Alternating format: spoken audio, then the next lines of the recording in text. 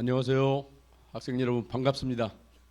예, 코로나 때문에 학생들 고생도 많고 빨리 좀 학교에 나가면 좋겠다 그런 생각을 하시죠. 저도 마찬가지입니다. 답답합니다. 네, 그렇지만 자연 재해고 또 우리에게 코로나를 통해서 뭐 여러 가지를 느끼게 하는 것 같아요. 사람의 중요성이라든가 일상이 얼마나 중요했던가 그런 것들을 일깨워주는 그러한 뭐 신의 뜻이 아닌가 그렇게 생각을 합니다. 네, 뭐 여러 가지 뒤숭숭한데 한반도 정세도 마찬가지로 뒤숭숭합니다. 불안하고요. 그래서 오늘 주제를 불안정한 한반도 주변 정세와 평화 통일 이런 제목으로 우리 학생들과 함께 좀 생각해보는 그런 시간을 갖도록 하겠습니다. 네, 한반도의 지정학인데요. 지정학이라고 하는 얘기는 많이 들어보셨죠, 학생들께서도. 그러니까 지리적인 위치가 정치와 경제와 어떤 상관관계가 있는가 하는 것을 연구하는 학문이 지정학이에요. 그러니까 예를 들면 우리 한반도 같으면은 대륙 세력과 해양 세력 사이에 끼어 있다고 그렇게 얘기하지 않습니까? 그렇죠? 예. 그래서 하필 큰 나라들 중국, 러시아, 일본, 그다음에 멀리는 미국 이런 나라들이 끼어 있기 때문에 우리가 역사적으로 많은 침략도 받았고 또 오늘날 침략받을 위험이 굉장히 높은 그런 상황에 처해 있는 거 아니겠습니까? 그래서 이 지리적인 위치가 우리의 안보라든가 경제 발전에 어떤 영향을 미치는가 그런 걸 연구하는 게 이제 지정학입니다. 어떻게 보면 인생이 운이라고 할 수도 있죠. 근데 우리도 운이 없어서 어떻게 보면 한반도가 여기에 위치해 있지 않나 그렇게 생각이 됩니다. 그렇다고 그래서 그 운명을 갖다가 우리 마음대로 좌우할 수는 없죠. 한반도를 뚝 떼서 어디 태평양으로 가져갈 수도 없지 않습니까? 그러면 주어진 운명 속에서 우리가 어떻게 잘 살아날 수 있을 것인가 하는 것을 좀 우리가 얘기를 해보겠습니다. 그래서 이제 어떤 국제정치 학자들은 이렇게 얘기를 해요. 대륙 세력 입장에서는 한반도가 자기 목을 겨누고 있는 칼과 같다. 그렇게 얘기하고 그다음에 해양 세력 입장에서 보면은 대륙 세력이 그냥 망치로 팰 듯한 그러한 모양을 띠고 있다는 거예요. 그러니까 대륙 세력에게는 한반도가 칼이 될 수도 있고 해양 세력에게는 망치가 될 수 있는 아주 어떻게 보면 위험하기도 하고 중요한 그런 위치라는 거예요. 그래서 한반도를 중시했습니다. 옛날부터 중국도 중시했고 일본도 중시를 했고 그래서 우리는 늘상 이렇게 침략을 받으면서 살아왔어요. 가장 많이 침략을 받은 게 일본입니다. 일본으로부터 침략받은 거예요. 뭐 대체 왜구죠, 왜구. 뭐 전면 전쟁은 그렇게 많지 않았습니다만은 남쪽에서 계속 왜구가 노략질을 했어요. 그래서 약 713회 정도 일본이 이제 침략을 했다고 그러는데 뭐 큰 전쟁은 아닙니다. 조그마한 것들까지 포함하는 거죠. 그다음에 중국에서는 뭐 옛날에 한나라부터 시작해서 수나라, 당나라, 뭐 요나라, 그다음에 원나라 이런 수많은 중국의 나라들이 우리를 침략을 했어요. 아주 가깝게는 1950년 한국 전쟁 때도 중국이 참전을 해가지고 많은 사람이 죽었지 않습니까?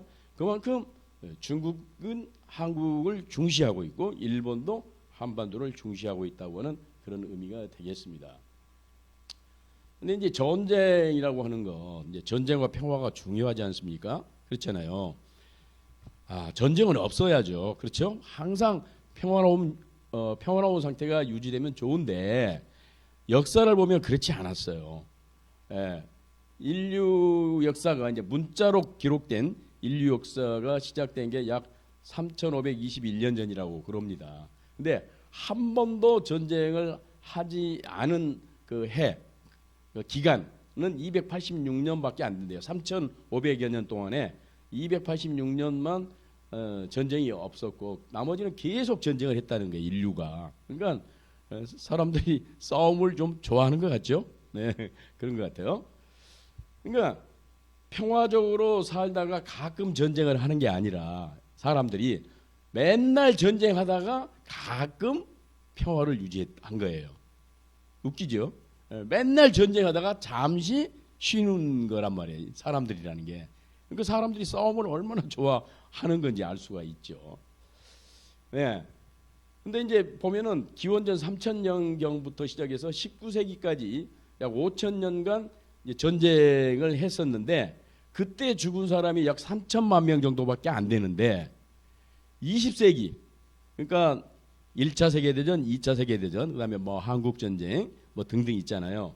그 기간 동안에 죽은 사람이 1억 명이래요. 1억 명. 그러니까 3000년 전부터 19세기까지 5000년간 죽은 사람이 3천만 명밖에 안 되는데 20세기 100년이죠. 그러니까 한 세기는 100년이니까 20세기 들어서 죽은 사람이 1억 명이래요. 그러니까 1, 2차 세계대전 때 얼마나 많은 사람이 죽었는가. 1차 세계대전 때 대체로 한 3천만 명 죽고 2차 세계대전 때 약 4천만 명이 죽었대요. 그때만 해도 7천만 명이 죽은 거죠. 그러니까 어마어마하게 예, 싸움도 좋아하고 최근 들어서 이렇게 많은 사람이 죽었습니다. 그러니까 최근의 전쟁이라고 하는 것이 무시무시하다는 거죠. 예, 1, 2차 세계대전만 해도 그냥 대포, 비행기, 심지어는 이제 2차 세계대전 때는 핵무기까지 등장했잖아요. 그러니까 그 전에 싸움이라고 하는 것은 뭐 활로 쏘고 뭐 창으로 찌르고 뭐 그런 정도였지. 근데 이제 1, 2차 세계대전을 거치면서는 어마어마한 대량 살상 무기가 나타난 거야. 그러니까 그렇게 많이 죽은 거죠. 그러니까 앞으로 전쟁이 나면 더 많은 사람이 죽을 거라는 거죠. 앞으로 전쟁은. 그렇죠?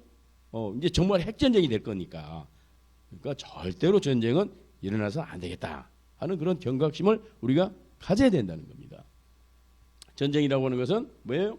예, 둘 이상의 이제 어떤 국가 또는 집단이 무력을 통해서 군사력을 통해서 상대방에게 이제 강제를 가해 가지고 자기의 의지를 관철시키는 것을 전쟁이라고 보통 하죠. 근데 전쟁의 원인은 여러 가지가 있어요. 수없이 많은데 조금 간단하게 하면은 이 케네스 왈스라고 하는 교수가 얘기한 건데요. 크게 세 가지예요. 인간은 본래 싸움을 좋아한다. 인간의 공격성. 인간은 본래 싸움을 좋아한다는 거예요. 여러분 한번 생각해 보세요. 자기 자신 한번 생각해 보고 자기 이웃을 한번 생각해 보세요. 인간은 선할까요? 악할까요? 인간은 선할까요? 악할까요? 악하다고 보는 거예요. 본래. 본래 태어날 때부터 악한 성질, 공격하고 빼앗고 질투하고 그런 성향이 있다는 거예요. 그래서 싸움을 좋아한다는 그런 공격성. 그다음에 국가의 정권 형태인데요. 이건 뭐냐면 민주주의 국가냐 또는 독재주의 국가냐에 따라서 전쟁을 좋아할 수도 있고 싫어할 수도 있고 그런다는 거예요. 그러니까 소위 이제 민주국가는 전쟁을 잘 안 한다는 거예요. 민주국가는 왜? 국민들이 싫어하니까. 그러니까 독재국가는 독재자가 마음대로 전쟁도 할 수 있고 그렇기 때문에 독재국가는 전쟁을 더 많이 할 가능성이 높고 민주국가는 전쟁을 할 가능성이 낮다는 거죠. 왜냐하면 전쟁을 독재국가는 독재자가 마음대로 하니까 국민의 의견과 상관없이 막 하니까 전쟁이 자주 일어나고 민주국가는 국민의 뜻을 물어야 되잖아요. 국민의 뜻을 묻는다는 것은 의회, 국회 이런 데서 전쟁을 승인을 해야 전쟁을 할 수 있으니까 민주국가에서는 가능하면 전쟁이 안 일어난다는 거죠. 그렇죠? 그걸 얘기하는 거고 국제체제의 특성이라는 것은 뭐냐면 이제 국가 대 국가 관계는 한 나라, 한 개별 국가 나라 안에서는 민주 국가가 될 수도 있고 독재 국가도 될 수 있고 그렇지만 세계적인 차원에서 보게 되면은 민주가 없다는 거예요. 다 독재고 더 나쁘게 얘기하면 깡패가 된다는 거예요. 국제사회는. 그러니까 완전히 만인에 대한 투쟁 상태가 된다는 거예요. 국제사회라고 하는 것은. 그러니까 힘 있는 사람이 왕이고 힘 없는 사람은 죽고 그런다는 거예요. 그러니까 국제정치적 차원에서 보게 되면은 국가라고 하는 것은 선이 아니죠. 국가는 늘상 국가 이익만 생각하고 자기 나라 잘만 잘 살겠다는 그런 생각만 늘상 하기 때문에 침략을 하고 싸우고 그런다는 거예요. 예, 국제체제의 특성이라는 것 때문에 전쟁이 일어난다 그렇게 얘기를 했는데 물론 한 가지만 가지고는 안 일어나요. 이게 다 막 복합적으로 일어나요. 예, 민주국가지만 또 그냥 나쁜 대통령이 나올 수도 있거든요. 민주국가지만 이를테면 어떤 특정한 그 지도자가 너무 싸움을 좋아하면 이렇게 공격성이 심하면 일어날 수도 있어요. 어쨌든 여러 가지 이제 전쟁의 원인이 있는데 평화라고 하는 것은 전쟁이 없는 상태를 얘기해요. 쉽게 얘기하면 전쟁이 안 일어나는 거 그게 그러니까 무력 충돌이 일어나지 않은 상태, 사람들 간에 싸움이 일어나지 않는 상태를 이제 평화라고 그러는데, 근데 이제 평화는 크게 두 가지가 있다고 또 우리 요한 갈퉁이라고 하는 유명한 학자가 얘기를 했는데, 소극적 평화와 적극적 평화가 있대요. 그게 뭐냐면 좀 더 이제 더 자세히 얘기하면은, 그러니까 소극적 평화라고 하는 것은 강자가 폭력으로 약자를 그냥 내리 누름으로써 유지되는 평화, 그렇게 얘기를 해요. 그러니까 힘이 센 사람이 야 너 꼼짝 마, 짱이 나타났어요. 반에서 짱이 딱 나타나서 너희들 꼼짝 마, 까불면 죽어? 그러면 조용하잖아요. 그러면 그게 평화죠, 일종의. 그것도 싸우면 안 일어나니까, 그렇죠? 그게 이제 소극적 평화예요. 어떤 형태든 어떻게 해서든지 분쟁이 일어나지 않는 거, 그걸 그냥 평화라고 그렇게 얘기하는데, 그 평화는 진짜 평화가 아니라는 거예요. 가짜 평화라는 거예요. 이게 대개 이제 역사적으로 보게 되면은 뭐 팩스 로마나 팩스 아메리카나 그러면 뭐예요? 힘센 국가가 하나가 나타나 가지고 다 평정을 해 가지고 조용하게 만드는 거. 그게 이제 이런 팩스 로마나, 로마에 의한 평화, 또 미국에 의한 평화, 이런 말이 많이 있어요. 뭐 팩스 브리타니카, 영국에 의한 평화. 그러니까 이런 것은 강대국의 논리에 의해서, 강대국의 힘에 의해서 강제적으로 평화가 유지되는 것이기 때문에 진정한 평화가 아니라고 보고, 진정한 평화는 뭐냐면 적극적 평화라고 보는 거예요.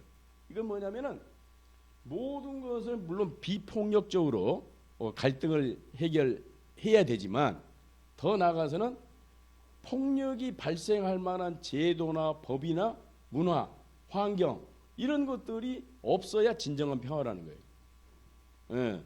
그러니까 단지 싸움이 안 일어나는 그런 상태만 평화가 아니라, 싸움이 일어날 수 있는 근본적인 요인들을 다 없애버려야 진정한 평화라는 거예요. 그러니까 중동에서 테러가 많이 일어나잖아요. 중동에서. 그렇죠? 왜 그럴까요? 거기는 물론 이슬람이라고 하는 특징도 있지만 그 나라들은 너무너무 가난하다는 거예요. 희망이 없어요. 희망이 없어. 그러니까 에라 모르겠다, 테러나 하자. 테러해다 죽으면은 천당에 가서 아주 잘 먹고 잘 살고, 아주 멋진 사람들이 자기를 위해서 싸우다 온 사람을 위해서 봉사해 준다고 하더라. 그리고 자기가 만약 테러해다 죽으면은 나의 가족들은 다른 사람들이 다 보살펴 준다 이거지. 내가 하나 희생됨으로써 내 가족들을 다른 사람들이 보살펴 준다. 나 차라리 테러하고 우리 가족도 보호하고 또 나는 죽어서 천당 가서 잘 살겠다, 이런 생각이 있다는 거야. 그러한 문화가 있어서는 평화가 유지 안 된다는 거야.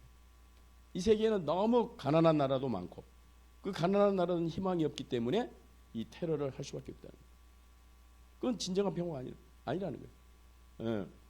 전쟁이 일어나서 죽는 사람보다 전쟁이 안 일어났지만 굶어서 죽는 사람, 그렇죠? 굉장히 많거든요. 그다음에 테러에 의해서 뭐 죽는 사람, 이런 사람이 더 많다는 거야, 말하자면. 그러니까 그건 진정한 평화가 아니다. 그래서 소극적 평화보다는 적극적 평화를 요즘은 더 강조를 합니다. 그러면 이제 국가라고 하는 것은 뭐냐? 그럼 나라는 뭘 해야 되냐? 국가는 본래 이제 국제 정치에서는 국가는 싸움을 하기 위해서 만들어진 조직이다, 그렇게 얘기해요. 싸움을 하기 위해서 만들어진 조직이래, 국가가. 나라라고 하는 것이. 그러니까 이제 제일 중요한 게 뭐냐면 두 가지예요. 국가가 할 일은 국민을 행복하게 만드는 것, 잘 먹고 잘 살고, 행복하게 만들어 주는 것하고 하나는 또 뭐냐면 방비, 외적을 잘 물리치고 외적이 침략하지 못하도록 하는 안보를 튼튼히 하는 것 두 가지. 예? 국민을 배불리 먹게 하는 것과 외적으로부터 보호하는 것이 국가의 임무거든요. 이제 우리나라도 보게 되면 지금 어때요? 국민소득이 3만 달러가 넘었어요. 그렇죠?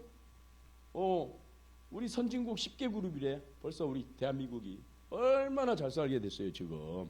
그렇죠? 근데 이건 뭐 어느 정도 물론 이제 좀 부익부 빈익빈이 있죠. 예? 잘 사는 사람이 있는가 하면 못 사는 사람이 있어가지고 차별이 좀 있긴 있지만 전체적으로 보면 대한민국이 엄청나게 잘 사는 나라가 됐습니다. 그러면 이제 안전한 세상을 만들어야 될 거 아니에요? 그렇죠? 튼튼한 안보, 나라의 방비를 잘해서 잘 지켜야죠. 뭐 옳은 말이에요. 그러면 이제 안전한 세상을 만들기 위해서 뭐 방금 이제 그 보는 것처럼 보세요. 자, 뭘 하느냐? 군비 증강, 첨단 군사력을 막 들여오고 훈련을 잘하고, 그렇죠? 그 다음에 이제 동맹, 한미 동맹, 뭐 미일 동맹, 또 뭐 호주, 인도하고 동맹을 잘 맺는 거예요. 그러니까 나라를 튼튼히 잘 지키기 위해서 안전한 세상을 만들기 위해서 주로 현실주의자들은 뭘 주장하냐면 군비를 증강해야 된다. 첨단 무기로 막 들어와서 감히 북한이 우리를 쳐들어오지 못하도록 만들어야 된다. 그렇게 하나가 있고, 그러면 이제 그것만 가지고는 안 되죠. 우리가 아무리 많은 무력을 증강해도 우리 힘만 가지고는 안보를 유지할 수 없으니까 뭘 해야 한다는 거야? 동맹을 맺어야 한다는 거야. 동맹, 얼라이언스. 큰 나라와 힘센 나라와 동맹을 맺어서 다른 나라가 우리를 침략하지 못하도록 해야 된다고 하는 그런 논리를 이제 현실주의자들이 얘기를 해요. 그래서 우리가 이렇게 여러 가지를 지금 대비를 하고 있습니다.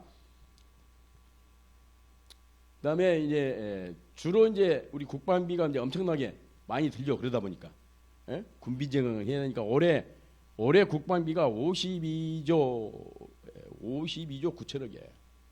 올해 우리나라 국방비가 엄청나게 국방비가 많이 들죠. 그다음에 동맹, 가장 중요한 동맹이 뭐예요? 한미 동맹이죠, 우리는. 그렇죠? 미국과 이렇게 이제 동맹을 맺어가지고 엄청나게 많은 훈련을 합니다. 3월달에 지금 시작을 했죠. 3월 8일부터 키 리졸브 훈련인데, 물론 지금 이제 막 군대들이 이렇게 와서 막 하는 것은 아니고 도상 연습으로 합니다. 시뮬레이션으로. 뭐 그렇기는 하지만 어떻든 연습을 하고 4월달에 독수리 훈련, 그다음에 이제 또 중요한 게 8월달에는 을지 프리덤 가디언 훈련, 그다음에 12월에는 비절런트 에이스 훈련. 그래서 엄청나게 훈련을 많이 해요. 북한이 엄청 싫어하죠 지금. 오늘 또 보도를 보니까 뭐 북한의 김여정이가 한국에서 지금 키 리졸브 연습을 시작을 했다 그래가지고 두고 보자, 너희들 가만히 있지 않겠다. 북한이 그렇게 나왔어요. 어쨌든 우리가 이제 안보를 튼튼히 하기 위해서 이렇게 무기도 많이 사고 훈련도 많이 하고 그렇죠. 그거 해야 됩니다. 뭐 하지 말자는 게 아니에요. 가만히 있으면 안 되죠. 꼭 뭐 일본만 북한만 쳐들어온 게 아니고 사실 일본이 쳐들어올 수도 있고 조금 이따 얘기하겠지만 그렇지 않아요. 그러니까 하여튼 안보를 튼튼히 한다고 하는 것은 매우 중요합니다. 그러니까 전쟁을 일어나지 않도록 하기 위해서 군비도 증강하고 동맹을 맺어가지고 훈련도 하고 하는 건 매우 중요한 일입니다. 그러나 그것만 가지고는 안 된다는 거예요. 아무리 우리가 군비 증강하고 한미 동맹을 철저히 맺고 그래도 늘 우리는 불안하잖아요. 북한이 가만히 있지 않고 또 중국이 싫어하고 러시아가 싫어하고 또 그러기 때문에 그렇죠? 한미 동맹을 맺으면 우리는 편하고 좋지만 북한은 위협을 느낀단 말이에요. 야, 한미 동맹을 해가지고 북한을 쳐들어오는 거 아니야? 우리는 늘상 북한이 남침한다고 걱정하지만 북한은 반대로 생각해요. 미국이 침략하는 거 아니야? 이렇게 불안해하거든요. 그게 이제 안보 딜레마라고 그래요. 안보 딜레마. 그러니까 우리는 우리 안보를 튼튼히 하기 위해서 막 새로운 무기도 도입하고 훈련도 많이 하고 그러니까 좋지만 반대로 상대방은 불안해하니까 또 거기도 뭐예요? 상대방도 무기를 막 증강시키고 핵무기도 만들고 그렇잖아요. 훈련도 막 하고. 그러니까 이게 나 안보를 지키는 것이 물론 중요하지만 그로 인해서 상대방으로 하여금 불안감을 느끼게 하는 게 딜레마야. 그걸 이제 진퇴양난이라고 그래. 그렇다고 해서 우리가 군비 증강 안 할 수도 없고, 하면은 또 상대방이 그걸 싫어하고, 이게 딜레마라는 거지. 예, 안보 딜레마. 예. 그래서 우리는 늘상 예, 웃었다, 울었다. 맨날 남북 대화가 잘 되면 하하하, 야 통일되겠다 웃었다가 또 그냥 조금 있으면은 그냥 금방 언제 웃었느냐, 뭐 언제 좋았냐, 그런 식으로 그냥 확 돌아서 가지고 불안하고 뭐 이런 상황이 계속되는 거예요. 남북 간에 그러는 거죠. 2000년 6월 16일 날 북한이 남북 공동 연락사무소를 파괴시켜 버렸어요. 얼마나 이거 만들 때 좋아했는지 몰라요. 2018년에. 근데 아유, 그때 그냥 파괴해 버렸어요. 부딪히고 있어요. 예, 미중 간에 또 이렇게 패권 경쟁을 하고 있어요. 미중 패권 전쟁, 무시무시하죠. 이 등치 큰 나라들이 싸우고 있으니까 얼마나 불안합니까? 보세요. 예, 이 남사군도 여기에서 지금 중국은 여기가 자기 땅이라는 거야. 여기가. 그러니까 이제 주변국 필리핀이라든가 베트남이라든가 이제 브루나이, 말레이시아 이 관련 국가들은 아니야. 옛날부터 여기 우리 땅이었어. 그래가지고 맨날 싸우는 거야. 왜 전쟁이 나냐? 주로 땅 따먹기 때문에. 땅 따먹기야 전쟁이라는 게. 나무 땅을 침략해서 이거 내 땅이야 해버리는 거죠. 그러면 이제 기존에 있는 거기서 살았던 사람들은 엉엉 울면서 이제 복수를 다짐하지 않아요. 언젠가는 복수할 거야. 내 땅 찾을 거야. 그래가지고 또 싸우고 맨날 그래서 싸운 거야 인간이. 땅 때문에. 그러니까 미국도 가만히 있지 않죠. 뭐 보세요. 항공모함이 막 3대나 여기에 막 가가지고. 이 항공모함 한 척이면은 웬만한 나라 군사력보다 더 센 게 이 항공모함 한 척이야. 근데 3척이나 여기 가 있어 지금. 언제 중국과 미국이 싸움을 할지 몰라. 이걸 이제 뭐라고 하냐면 투키디데스 함정이라고 그러는데 이게 이제 그리스에서 나온 얘기예요. 이게. 그러니까 보세요. 자, 신흥 강대국이 기존 국면을 뒤흔들고 새로운 이 어떤 패권국이 되려고 하면은 기존에 있는 패권국이 가만히 있습니까? 야, 무슨 소리야? 내가 왕인데 네가 또 내 자리를 뺏으려고 그래? 너 가만 안 둬? 그래가지고 그냥 그러면 전쟁이 나는 거야. 그러니까 새로 등장하는 신흥 강대국과 기존 강대국이 싸우는 거. 이게 이제 투키디데스 함정이라고 그러는데 다른 게 아니고 이거 뭐냐면 옛날 그리스 시대에 아테네와 스파르타가 싸웠어요. 그러니까 이제 스파르타는 워낙 군사 강국이기 때문에 항상 왕 노릇을 했거든요. 그리스에서. 근데 이제 아테네가 페르시아와 싸워가지고 이겼어요. 아테네가. 그러니까 아테네가 이제 야 나도 이제 해볼만 하다 그래가지고 내가 이제 왕 한번 할 거야. 그리고 이렇게 등장한 거야. 그러니까 스파르타가 이 자식 까불고 있네. 그러면서 그냥 한 방 쥐어 박은 거야. 그래서 스파르타가 이겼죠. 그걸 이제 본 사람이 누구냐면 투키디데스라고 역사학자인데 이 사람은 펠로폰네소스 전쟁사를 썼는데 이 사람이 직접 이 전쟁에 참가를 한 사람이에요. 그래서 왜 이 그리스하고 스파르타가 싸우는 거를 가만히 보니까 그거야. 다른 게 아니고 스파르타가 왕 노릇을 쭉 했는데 난데없이 아테네가 내가 왕을 한번 해보겠다고 이렇게 나타나니까 스파르타가 그걸 참지 못하고 때리면서 이 펠로폰네소스 전쟁이 일어났다. 이제 그 얘기예요. 그러니까 그 뒤에도 역사를 쭉 보게 되면은 이런 경우가 많아요. 기존에 왕이 있는데 맞으면 기존에 패권국이 있는데 새로운 신흥 강대국이 등장을 하면서 내가 패권국이 될래 하고 나서는 순간 싸움이 벌어진다는 거예요. 보니까. 앞으로 그러면 이제 미국과 중국도 그러는 거 아니냐. 지금 미국이 왕이죠. 세계 왕이잖아요. 미국이. 그렇죠? 근데 이제 중국이 커오잖아요. 야, 뭐 너만 먹을래? 나도 먹자. 이렇게 이제 하는 거야. 중국이.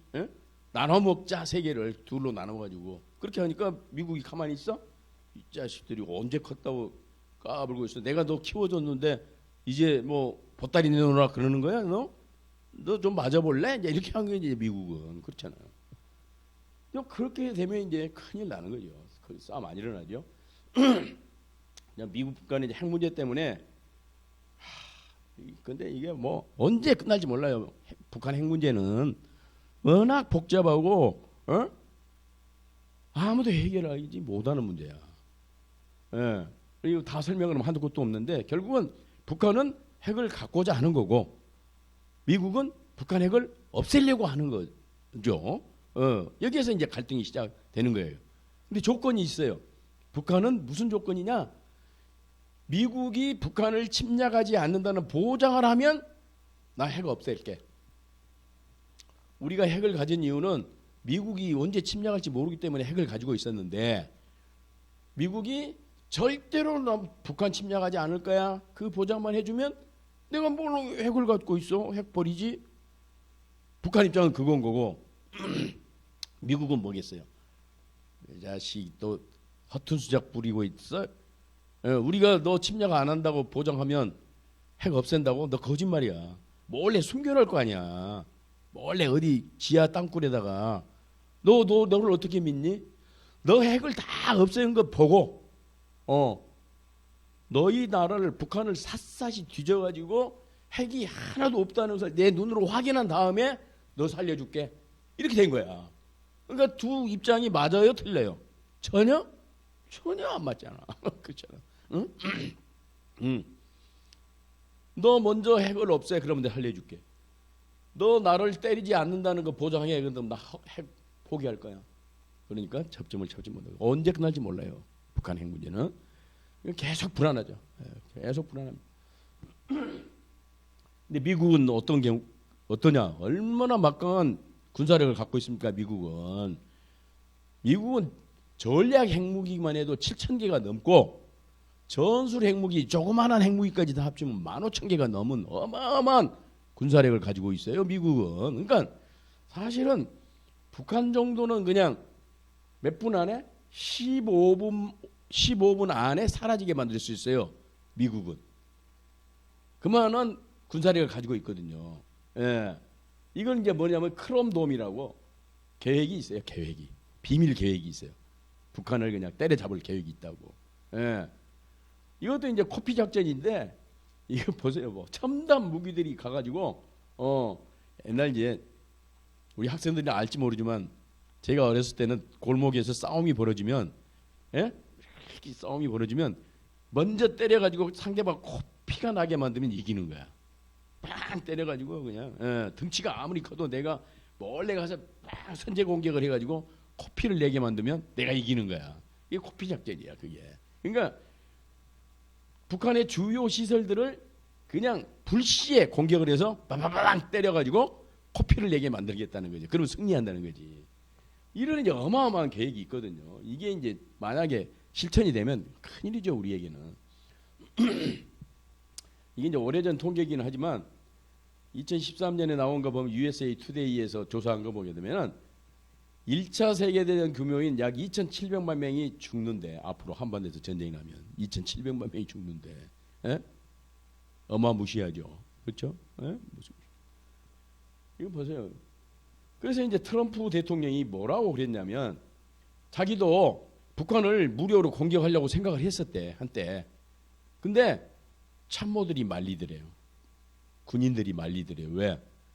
너무 많이 죽는다는 거야. 최대로 3천만 명 내지 4천만 명이 한반도에서 죽는다는 거야. 이기는 것은 그냥 순식간에 이길 수는 있는데 그냥 북한을 공격하게 되면 북한이 가만히 있지는 않죠. 아까도 얘기했지만 북한은 막 땅굴 속에다가 무기를 많이 숨겨놨거든요. 그러니까 그것까지 다 파괴하지 않는 한은 북한이 보복 공격을 한다는 거예요. 어디다 대고? 남한에 있는 주한미군. 심지어는 뭐 남한도 한편이라고 보지 않아. 남한을 미국과 한편으로 보지 않아요. 북한은 동맹을 맺고 있기 때문에. 너도 미국하고 똑같은 애들이지. 맨날 한미합동 군사 연습하고 우리 침략 연습하고 그러는 거 아니야? 너도 똑같아? 너도 맞아봐? 그렇게 된다는 거지. 그러면 수도권에가 지금 얼마 살죠? 수도권에 서울, 경기, 인천 약 2,500만 명이 살고 있잖아요. 어마어마하게 살고 있어요. 그러니까 뭐 다 죽는다는 건 아니지만 어마어마하게 많은 사람 죽고 또 북한도 어마어마하게 죽죠, 당연히. 다 합치면 한민족이 약 반 틈이 죽는 거야. 이게 트럼프가 전쟁 안 되겠다 그래서 전쟁을 포기했대 자기는. 그리고 대화를 했다고 하는데 그만큼 지금 한반도에서는 어마어마한 이 무기들이 집결되어 있어요. 한일 간의 전쟁 가능성이 있어요, 없어요? 독도 문제 때문에 있어요. 물론 이제 한국과 일본이 전쟁을 하면 누가 이길 것인가, 뭐 여러 이제 시뮬레이션이 있기는 하지만 객관적 전력으로 보면 일본이 특히 해군력 우세해요. 물론 이제 전쟁이 해서는 안 되겠지만 이렇게 불안정해요. 한일 문제도. 중국 역사적으로 엄청나게 당했다고 앞서도 말씀드렸죠. 한나라부터 수나라, 당나라, 원나라 엄청나게 우리 침략했잖아, 중국이. 그렇잖아.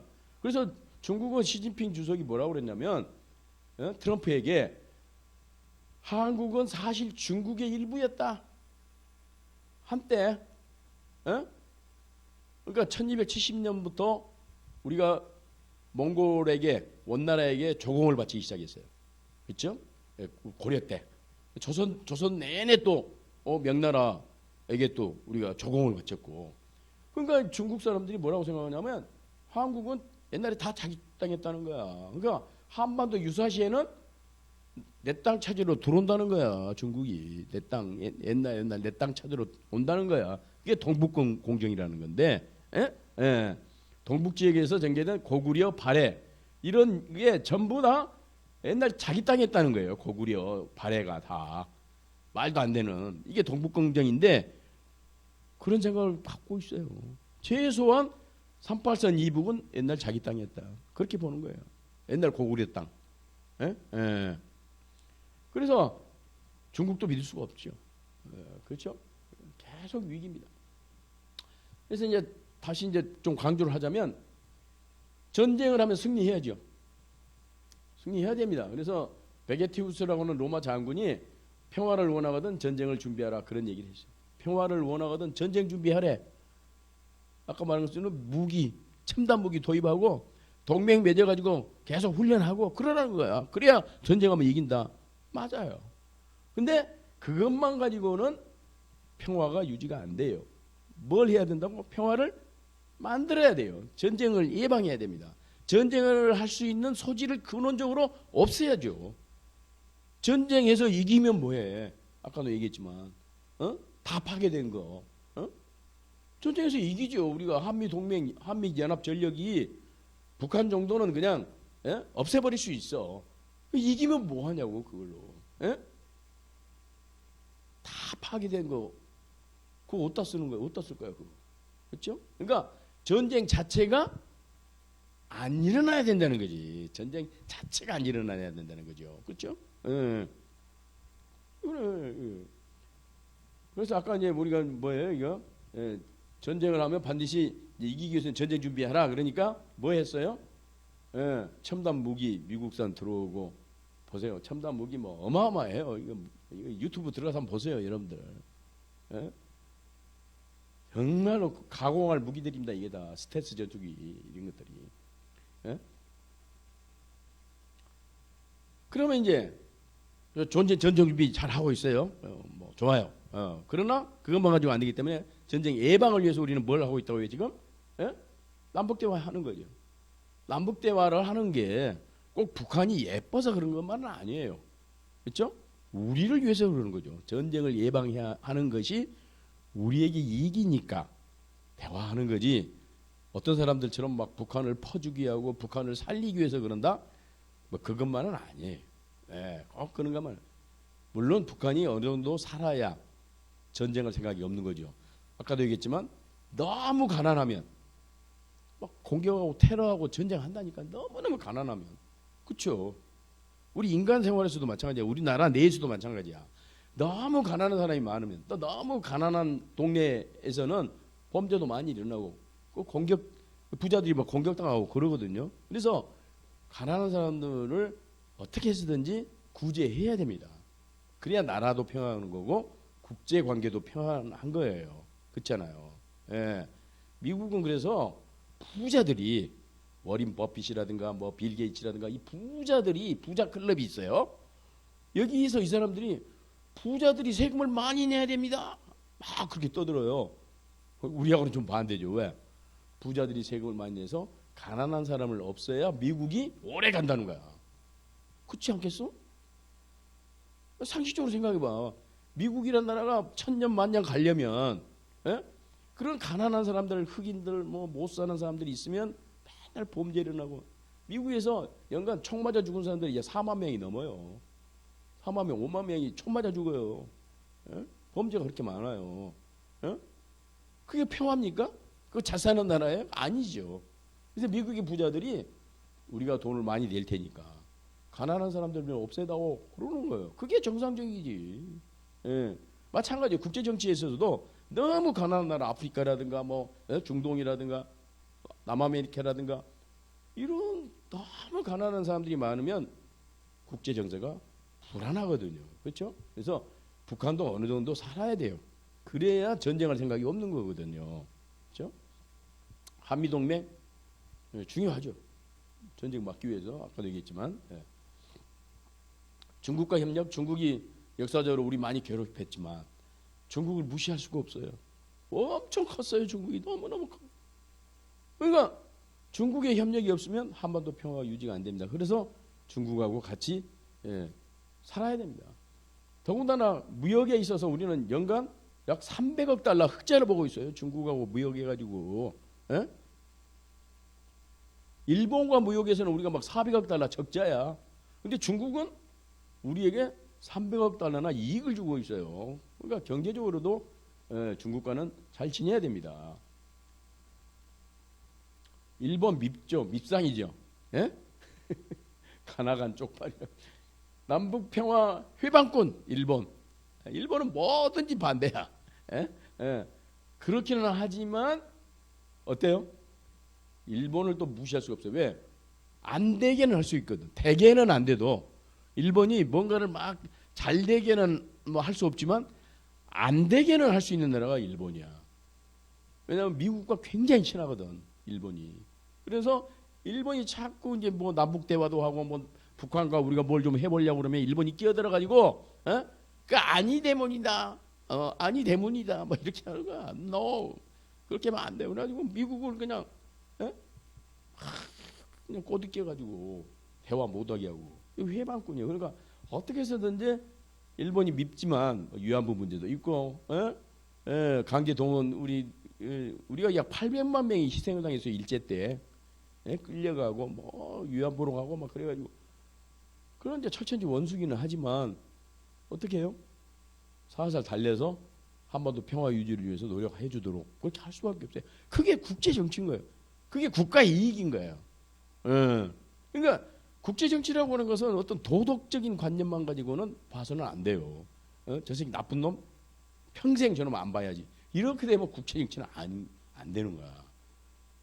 저 나쁜 X도 필요하면 같이 가야 돼. 같이 걸어가야 돼. 그게 국제 정치란 말이에요. 그게. 그래서 국제 정치는 영원한 친구도 영원한 적도 없다. 오로지 뭐만 있다? 오로지 국가 이익만 있다. 국가 이익만. 예. 이익이 되면 왼수도 동지가 될 수 있어요. 이익이 안 되면 그냥 친구도 하루아침에 그냥 빵 차가지고 그냥 버려버리는 게 국제 정치야. 냉혹하죠. 그게 이제 국제 정치.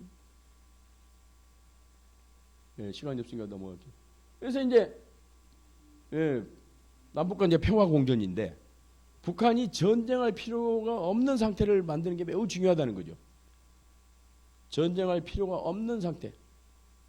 전쟁을 안 해도 자기 나라를 존속을 시킬 수 있고 자기들의 목적을 달성할 수 있도록 만드는 게 중요한데 그게 뭐냐면 이제 평화 체제야. 지금은 무슨 체제? 지금은 우리 상태가 지금 정전 체제라고 그래. 정전 체제. 전쟁을 하다가 잠시 쉬고 있는 휴전 체제야. 휴전 체제가 너무 지금 오래 가고 있잖아요. 그렇잖아요. 이거 빨리 종식을 하고 그걸 종식하는 게 이제 종전이라고 그래요. 종전. 전쟁을 끝나는 거예요. 종전. 전쟁을 끝내는 거예요. 이제 한국 전쟁. 근데 한국 전쟁 아직도 안 끝났습니다. 지금 우리 착각을 하는데 한국 전쟁은 아직도 지금 계속 되고 있어요. 지금 안 끝났어. 전쟁이. 예? 1950년에 일어나 가지고 약 한 70년간 지금 거의 지속되고 있는 거야. 70년 넘게. 이거 빨리 끝내야죠. 그래서 평화 체제로 전환을 하고 그래야 전쟁이 이제 북한도 안심하고 이제 정전 체제가 이제 종식이 되고 종전 체제가 되고 평화 체제가 되면 남북 간에 싸울 일도 없고 미국과 북한 간에 싸울 일도 없는 거예요. 그것만 되면은. 그러니까 그게 매우 중요하죠. 그래서 이제 남북 협력을 해야 됩니다. 아까도 얘기했지만 북한 미우니까 영원히 쟤들 그냥 고립시켜 버리자. 이 세상 지구상에서 없애버리자. 근데 그게 안 돼. 북한이 워낙에 깡이 세거든요. 굶어 죽었으면 죽었지 우리는 항복하지 않아 하는 게 북한이거든요. 그러니까 너무 어려운 상대예요, 사실은 북한이. 그렇기 때문에 어느 정도 남북 협력을 통해서 아까도 얘기했지만 먹고 살만 해야 돼요. 그래서 북한 그 탈북자들 인터뷰를 해보면은 북한 사람들이 그런데요, 하도 살기가 힘드니까 이판사판으로 빨리 전쟁이나 해버리자. 누가 이기든지. 이판사판으로 전쟁이나 팍 일어나면 좋겠다. 누가 이기든지 그런 생각을 자꾸 한다는 거야. 얼마나 무서운 생각이에요. 전쟁이 얼마나 무서운 건데 전쟁이나 그냥 팍 일어나면 좋겠다고 생각하는 거예요. 왜? 너무 삶이 팍팍하니까. 그렇잖아요. 그럼 전쟁 나면 누가 손해입니까? 북한이 손해입니까? 우리가 손해입니까? 아, 우리가 국력이 40배, 50배가 커. 우리가 엄청 부자야. 누가 더 많은 손해 보냐고. 우리가 훨씬 손해가 많죠. 그렇기 때문에 그런 상태를 안 만드는 게 매우 중요하다는 거죠. 그래서 북한은 떼려야 될 수 없는 사이입니다. 북한을 버릴 수가 없어요. 자, 여러분들 남북 관계를 형제 관계, 뭐 부부 관계, 형제 관계, 부부 관계, 뭐 친구 관계, 시암 쌍둥이, 저는 이거 분리 안 되는 거죠. 근데 요즘은 분리가 돼요. 그러니까 다 분리가 됩니다. 친구도 여러분 한번 생각해 보세요. 학교 다닐 때 초등학교, 중학교, 고등학교 다닐 때 그냥 단짝처럼 잘 지냈던 친구도 그냥 조그만한 걸로 그냥 팍 돌아서 가지고 절대 안 맞는 사람 많아요. 나도 있어요, 나도. 뭐 조그만한 일로 그냥 비유상 해가지고 그 어렸을 때부터 친구가 그냥 안 만나. 부부 이혼하면 끝이야. 그죠? 그렇게 뭐 살을 맞대고 맨날 살지만, 야, 팥뿌리대로 검은머리가 팥뿌리대로 되도록 우리 헤어지지 말고 살자 하고 결혼식 할 때 이제 약속하잖아. 그죠? 근데 왜 부부도 헤어질 수 있어? 남이야. 이웃? 아우, 이웃도 마찬가지지. 그냥 죽고 살고 하는 이웃 많아요. 나도 있어요. 맨날 같이 주말에 만나가지고 운동하고 그런 이웃이 있는데, 아유, 뭐 그냥 말 조금 잘못하다가 그냥 빽끗해가지고 틀어져가지고 안 만나. 시암 쌍둥이도 분리가 돼요. 요즘 수술해가지고. 그러니까 다 헤어질 수 있어. 근데 남북 관계는 어떻게 헤어질 수 있어요, 없어요? 자, 이게 딱 자리 잡고 있는데 이걸 북한을 들어다가 우리 태평양으로 보낼 수 있어요, 없어요? 이 383을 중심으로 안보 산다? 야, 북한, 너는 너대로 살고 나는 나대로 살 거야. 너 다시는 안 볼 거야. 됩니까? 아니, 북한이 지금이라도 미사일 한 방 빵 쏘면, 뭐 주가가 떨어진다든가, 뭐 해외 투자가 줄어든다든가, 뭔가 우리에 영향을 주잖아. 너는 너, 나는 따로 살 수가 없다니까. 계속 영향을 받으면서 산다니까. 또 우리 한미합동 군사훈련, 우리 안보를 위해서 한미합동 군사훈련을 하는데 북한이 가만 안 있죠. 막 간섭하고, 어쨌든 뭐 자기들도 미사일 쏘고 막 그런단 말이에요. 핵실험하고. 그러니까 둘이 떨어져서 살 수가 없어요. 이건 운명이야. 말 그대로 운명. 그러면 어떻게 살아야 돼? 공생할 수밖에 없다. 이것도 설명을 하면 이제 오래 걸리는데, 에? 이분이 옥수수 박사야. 김순곤 박사라고 경북대학교 똥과대학 교수였는데, 에.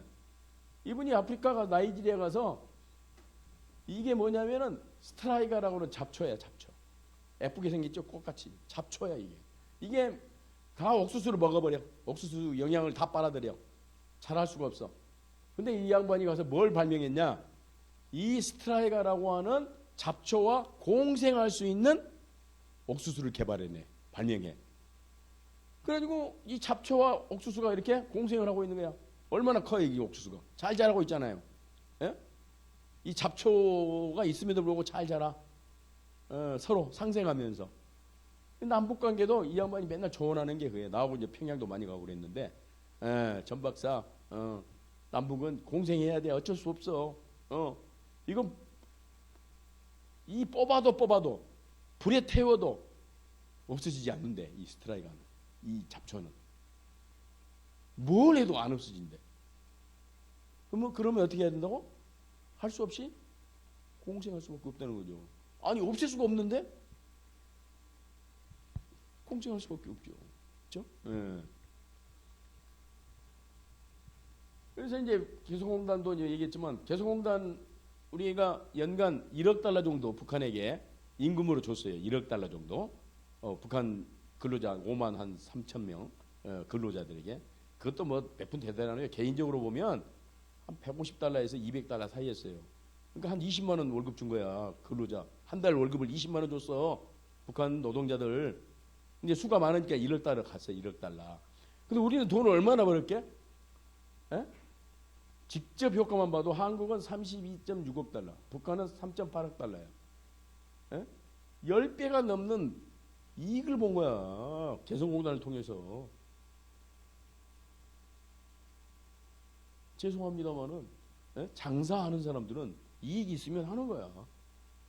예. 우리가 북한과 교역해가지고 손해봤다고 맨날 사람들이 그러잖아. 그건 가짜 뉴스입니다. 그건. 그렇지 않아요. 우리가 이렇게 많은 이익을 봤어요. 예. 북한을 도와준 게 아니에요. 우리가 이익 본 거예요. 그래서 남북 화해 협력을 통해서 뭘 해야 한다고요? 남북 화해 협력을 하면 뭐 어떤 이익이 있냐? 지정학적 리스크 해소. 이거 이제 전쟁 가능성이 낮아진다는 거예요. 그렇죠? 코리아 디스카운트. 우리가 어떻게 해요? 분단되어 있기 때문에 제대로 대우를 못 받아요. 우리가 10대 국가, 세계 10개 국가 손에 들어갔는데 세계 다른 나라 가보면 한국을 그렇게 안 봐.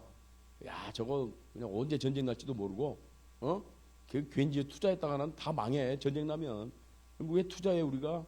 그래서 직접 투자가 거의 없어요. 외국 사람들이. 우리가 뭐예요? 디스카운트. 할인받고 있는 거야. 10이라고 하는 건데 실제로는 뭐예요? 한 5나 4 정도밖에 대우를 못 받아. 디스카운트 당하고 있다 이 말이지. 분단 때문에. 예. 뭐 기업 투자 이제 안 오는 거고. 군비를 또 절감할 수 있어요.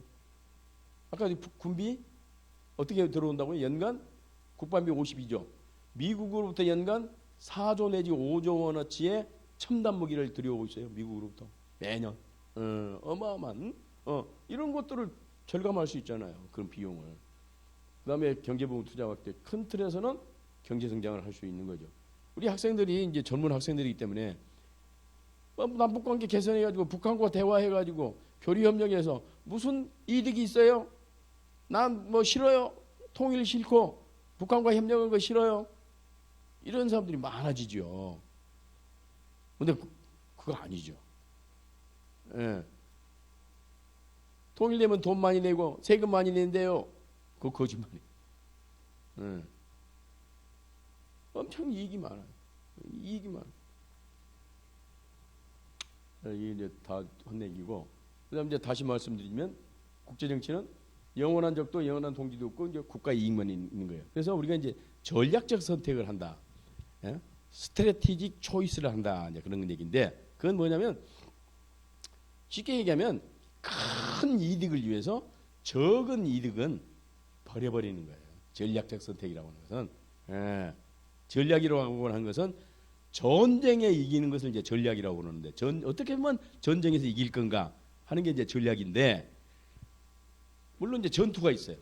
전쟁이 있고 전투가 있는데 전쟁에 이기는 것이 주 목적이기 때문에 전투는 때로는 질 수도 있는 것이고 아니면 그 전투를 하지 않고 우회해서 돌아서 가는 방법도 있고 여러 가지 방법이 있어요. 전쟁에 이겨야 되니까. 그렇죠? 그러면 이제 전략적 선택이라고 하는 것은 남북 관계에 있어서는 뭘 의미하느냐? 결국은 우리 주도로 통일하는 게 우리의 전략이에요. 자유민주주의식으로 통일하는 게 우리의 전략이란 말이에요. 그렇죠? 그러면 전국적으로 우리식으로 우리 주도로 통일하는 게 큰 목적이기 때문에 그 중간 단계에 있어서 소소한 것들은 필요하면은 양보할 수도 있는 것이고, 그렇죠? 물론 필요하면은 적극적으로 또 공세도 해야 되겠지만은, 그렇죠? 그러니까 전략적 선택은 하나지만 전술적 선택은 여러 가지가 있을 수 있어요. 다양한 방법. 내가 저기를 가는데, 자 국민대를 가는데 광화문에서 가는데 택시 타고도 할 수 있고 버스 타고도 할 수 있고 뭐 자전거 타고 올 수도 있고 걸어서 올 수도 있고, 그렇죠? 국민대 가는 게 궁극적 목적이라고 하면은 그 수단은 상황에 따라서 여러 가지를 선택할 수 있는 거란 말이에요. 그러면 이제 전략적 선택은 이렇게 큰 틀을 이제 만드는 것인데, 북한과 전략적 선택이라고 하는 것은 물론 이제 그 반대하는 사람도 많이 있어요. 전략적 선택, 북한과 전략적 선택이라고 하는 것은 방법이 없다.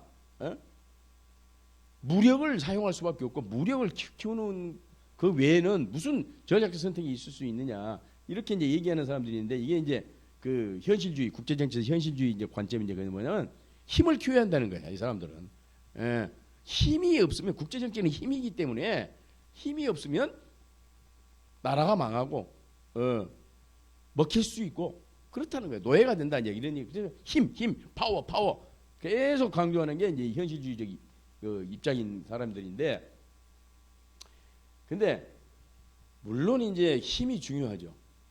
근데 이제 이것도 한번 생각해 봐야 돼요. 국가의 힘이 있고 민족의 힘이 있어요.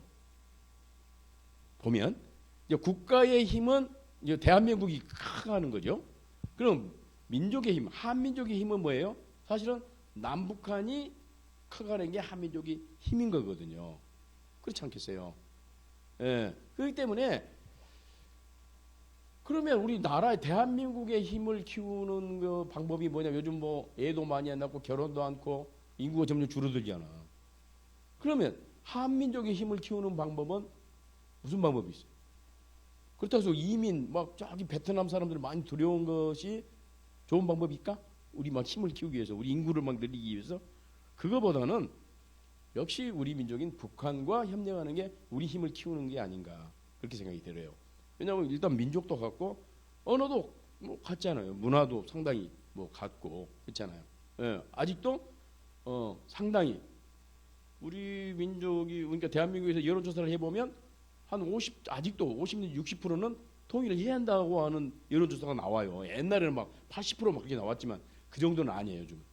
그렇지만 아직도 과반수 이상의 사람들이 통일을 해야 한다고. 북한은 더 높아요.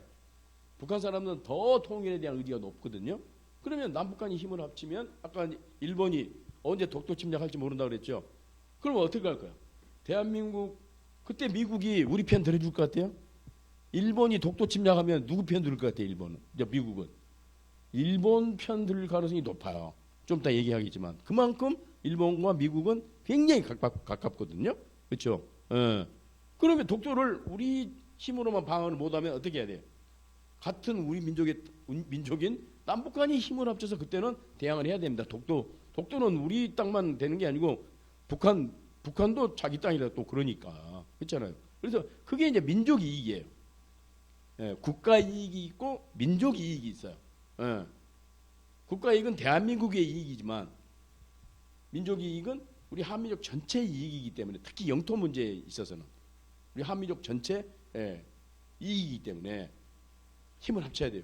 마찬가지예요. 중국이 만약 북한 땅을 점령하려고 그러면 우리가 가만히 있으면 안 된다고 생각을 해요. 왜냐하면 북한 땅이 북한 땅만 되는 게 아니고 그게 우리 민족의 땅이지 않습니까? 우리 땅일 수도 있고, 우리 헌법적으로도 북한은 현재 우리 땅이에요. 헌법적으로. 그렇죠? 그렇기 때문에 힘을 합쳐야 됩니다. 이 전략적 선택이라고 하는 것이 이제 큰 틀에서, 예. 이거 보세요. 1.12 사태라는 게 아세요, 학생들 여러분? 1.12 사태가 뭔지? 예? 1.12 사태는 1968년 1월 21일 날 북한의 특수부대가 청와대 박정희 대통령이 달고 있는 이 청와대 바로 너무 이제 우리 국민대학교 넘어 있지 않습니까? 여기를 쳐들어 가지고 박정희 대통령 목을 따겠다고 하는 사람들이 있었어요. 예. 어마어마한 일이었죠, 그거. 그때 전쟁 날 뻔했어요, 그때. 예. 근데 1972년 7월 4일 날 남북 공동성명을 발표를 했어요. 이게 68년에 일어났는데 4년 후에 이 사람이 이우락 중앙정보부장인데 이 사람이 가서 김일성이를 만나요. 김일성이를. 아니 박정희 대통령이 죽이려고 한 사람이 누구예요? 김일성인데. 에? 그때 당시 박정희 대통령의 오른팔인 이우락 중앙정보부장이 가서 김일성이 그 원수를 만나서 7.3남북 공동성명을 발표를 해요. 이게 전략적 선택인 거예요. 그냥 죽이고 싶은데 그냥 그것보다는 남북 대화를 통해서 한반도 평화를 유지하는 게 더 큰 틀에서 이익이다 이렇게 본 거지. 이게 전략적 선택인 거지. 그게. 예. 전두환 때도 마찬가지예요. 83년 10월 9일 날 버마 지금 미얀마 데몬하고 지금 난리죠. 거기 이제 미얀마죠. 버마에 가서 이렇게 많은 사람이 죽었어요. 83년에. 근데 84년에 북한에서 보내준 수혜 물자를 이렇게 받아요. 또 전두환 대통령이 받아요. 전략적 선택을 한 거죠. 이거 많아요. 이거 보세요. 이제 그 프랑스인데 프랑스와 독일은 철천지 원수입니다. 우리하고 일본은 대도 못해요. 예? 우리와 일본 관계 나쁜 것보다도 독일과 프랑스가 나쁜 게 훨씬 세요. 이거 굉장히 많은 전쟁을 치렀거든요. 프랑스와 독일은. 근데 뭐예요? 화해를 하는 거야. 프랑스가 화해의 손을 내밀어요. 그래서 오늘날 유럽연합이 탄생하게 되는 건데 원수인데 손을 잡아요. 왜? 유럽의 평화를 위해서. 더 이상 이제 싸우지 말자. 1차 세계대전을 통해서 얼마나 많은 사람이 죽었냐. 에?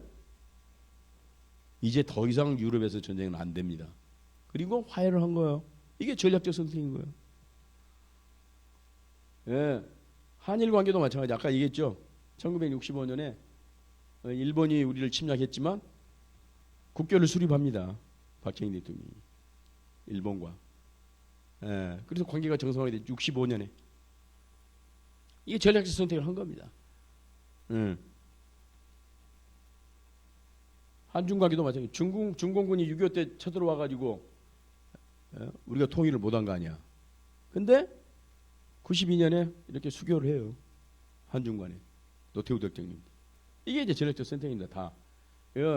미국과 베트남 얼마나 싸웠습니까? 미국과 베트남이. 예? 그래서 미군이 베트남에서 5만 명 이상 죽었잖아. 그래도 이렇게 국교 수립을 해요. 95년에. 이 보세요. 미국 사람들이 도망가는 거예요. 지금. 사이공에서 옛날 그러니까 남베트남 수도인 여기서 주 베트남 미국 대사관이에요. 미국 대사관 옥상을 통해서 도망가요. 미국이 싸워가지고 패퇴한 게 진 게 이거밖에 없어. 베트남 전쟁이. 그 세계 최강 미국이. 예? 근데 이렇게 굴욕적으로 패퇴를 했지만 졌지만 이렇게 다시 또 만나가지고 잘 살아보자. 이게 이제 국제정치야. 에? 스코틀랜드, 영국은 지금 스코틀랜드하고 잉글랜드는 철천지 원수야. 에? 철천지 원수라니까 연방인데 스코틀랜드와 잉글랜드는 철천지 원수야. 근데 연방 한 국가야.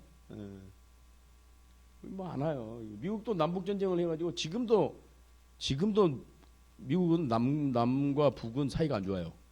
남북 전쟁 때문에. 근데 또 한 연방 국가를 이루고 살잖아. 이탈리아도 말이죠. 예? 심란해요. 남북이. 예? 여기가 이제 남부 이탈리아고 이게 북부 이탈리아인데 북부 이탈리아는 엄청나게 잘 살아요. 부자들이야. 근데 여기는 전부 가난뱅이야. 여기는 전부 나폴리인데. 예? 응. 그래가지고 막 분리 독립 운동을 하는 거야. 헤어지자. 못 살겠다. 예? 우리는 착취만 당하고 너희들은 잘 먹고 잘 살고. 이게 나폴리야. 이게 나폴리. 예? 우리 나폴리 그러면 그냥 엄청나게 좋은 미항, 아름다운 항구로 알고 있죠. 물론 뭐 그러겠지. 근데 이게 심란해 이렇게. 그래서 좀 한 나라를 사는 거야. 자, 이스라엘 여러분들 아랍과 유태인이 이 보세요. 평화협정을 했어요. 이렇게 잘 살아보자. 싸우지 마자. 세상에 이슬람과 유태교가 화해를 한 거야. 이게 전략적 선택인 거야. 이게 예? 큰 틀에서 평화 유지. 그래서 이제 북한은 철천지 원수다. 뭐 6.25 전쟁이 일으켰고, 예? 상종을 하면 안 된다. 이제 이런 생각이 계속 있는 거잖아요. 근데 아까 쭉 얘기했지만 북한과 교류 협력을 해서 우선은 제일 중요한 게 평화 유지야. 전쟁 안 나게 하는 거예요. 그거보다 더 중요한 게 가치가 있어요 지금? 응? 통일보다 더 중요한 게 뭐냐면 평화 상태를 유지하는 거예요. 남북한. 더 이상 확전이 되지 않는 것, 전쟁이 되지 않는 것. 그것보다 더 중요한 건 없어요. 만약 전쟁에서 이겼다, 뭐 이긴다고 그랬죠 아까 당연히. 예. 근데 다 파괴된 그것을 건설하려면, 다 파괴된 그 남북한을 건설하려면 천문학적인 수천조 원이 들어갈 거 아닙니까? 그렇잖아요. 오늘날처럼 우리가 지금 사는 것처럼 다시 복구하려면 그럼 바보 같은 짓을 왜 합니까? 그렇죠? 그래서 평화 유지가 너무너무 중요한데 지금 가장 큰 문제가 사실은 아까 뭐 중국 문제도 있고 일본 문제도 있고 그렇지만 이제 북한 핵 문제예요. 예. 근데 북한 핵은 없어야 됩니다. 그거 나쁜 거예요. 있으면 안 되죠. 예. 근데 있어요. 가지고 있어요, 북한이. 그거 어떻게 해야 되냐 이거. 그걸 물론 이제 어떻든 북한이 핵을 폐기하도록 만들어야 되겠지만 그것이 쉽지 않으면 어떻게 할 수밖에 없냐면은 자 보세요. 지금 불법적으로 세계에서 불법적으로 핵을 갖고 있는 나라가 우선은 세 나라가 있어요. 북한 빼고. 어디에 돼요? 이스라엘, 인도, 파키스탄. 이 나라들이 핵무기를 다 가지고 있어요. 근데 국제사회에서 용인을 하지 않아요. 근데 문제 삼지 않아요. 여러분들 이스라엘 핵, 인도 핵, 파키스탄 핵이 문제가 있다고 들어본 적 있어요? 언론에 그런 거 본 적 있어요? 없잖아요. 왜 없을까? 왜 이 세 나라가 가지고 있는 불법적인 이 핵은 문제가 안 됩니까? 이유가 뭐예요? 결국 미국에서 문제를 삼지 않는 거란 말이죠. 북한 핵은 미국에서 계속 문제를 삼고 있는 거고 이 나라는 미국에서 문제를 삼지 않는 나라예요. 왜 문제를 삼지 않을까요? 미국이 이 세 나라는 미국과 어떤 관계이기 때문에? 에? 친구 관계이기 때문에. 친구가 갖고 있는 핵은 안 위험하다 그렇게 생각하는 거죠. 핵은 나쁜 건데, 핵은 나쁜 건데 친구가 갖고 있으니까 문제가 안 된다 이렇게 생각하는 거예요. 제가 나를 공격하지 않는다고 생각하는 거 아닙니까? 그렇잖아요. 이를테면 집마다 다 칼 있죠. 식칼 이만한 뭐 몇 개씩 있잖아. 그 칼 위험해요, 안 해요? 그게 흉기로 변할 수가 있잖아. 근데 집안에 있는 칼에 대해서 문제 삼습니까? 문제 삼지 않죠. 왜? 그 칼이 요리하는 데 쓰는 거지. 그 칼을 나한테 들이대리라고 생각하지 않으니까 그 칼을 용인하는 거거든요. 그렇죠? 그러면 북한 핵도 문제가 있는데 북한 핵을 우리가 정당하다고 얘기하는 건 아니에요. 북한 핵을 사용할 필요가 없는 상태로 만들면 어떤 상태를 만들어야 되는 거예요? 여기처럼 미국과 북한이 친구 관계가 되면 여기에 대해서 그렇게까지 위험하다고 생각하지 않을 거란 말이에요. 그렇죠? 그래서 미국과 이 북한이 친구가 되는 게 매우 중요합니다. 이렇게 될 수만 있다면. 예. 그래서 장기적으로는 물론 북한 핵은 없애야 되죠. 근데 우선 그 전 단계로 뭐예요? 북한이 안심할 수 있는, 그렇죠? 예. 핵이 없어도 살 수 있는 그런 세상을 만드는 게 매우 중요하다는 거죠. 핵이 없어도 안보 불안을 느끼지 않는 그런 상태를 만들어주는 게 매우 중요하다는 거 아니겠습니까? 신뢰. 예, 그죠. 그래서 결국은 뭐냐? 손자병법에 뭐예요? 백전백승은 최선이 아니다. 안 싸우고 이기는 것이 최선이다. 그러니까 100번 싸워서 100번 이기면 뭐하냐 이거죠. 다 파괴돼 버리는데, 상처만 남는데. 제일 중요한 건 뭐예요? 싸움 자체를 안 하는 것. 싸움 자체를 하지 않고 이기는 것이 최선이다. 이게 이제 손자병법의 교훈인 거예요. 그래서 북한이 뭐 여러 가지로 위협적이고, 뭐 깡패 국가고 뭐 그래요. 뭐 나쁘게 얘기하면 한도 끝도 없는데, 그러한 북한과 우리가 지금 인접해서 살고 있잖아요. 뗄래야 뗄 수 없는 관계란 말이에요. 그러면 어떻게 해야 되냐? 그 북한을 우리가 어떻게 다뤄야 되느냐 하는 거예요. 결국은 싸움을 하지 않는 북한, 싸울 필요가 없는 북한을 만들어야 된다. 그러면 우리가 뭘 어떻게 해야 돼? 결국은 우리가 북한을 끌어안을 수밖에 없는 것이고, 그 방법은 뭐예요? 만나고 교류하고 협력함으로써 북한이 더 이상 그런 깡패 같은 짓을 하지 않고도 살 수 있는 그런 상태를 만들어 줘야 된다는 거예요. 그래야 전쟁을 방지할 수 있고, 그런 상태가 오래 가다 보면은 결국 북한도 변할 겁니다. 지금 미얀마에서 민주화운동이 일어나듯이 북한에서도 언젠가는 민주화운동이 일어날 거고, 거기에도 민주국가가 등장할 거고, 그러면 그런 민주국가와 우리가 평화적으로 민주적으로 통일하면 그게 평화 통일이 되는 거예요. 그래서 평화 통일 전에 평화 만들기, 그게 매우 중요하다는 그런 게 오늘 제가 드리는 말씀의 결론입니다.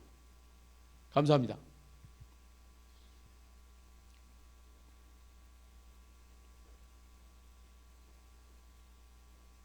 시간이 어떻게 돼요? 1시간 넘었어요.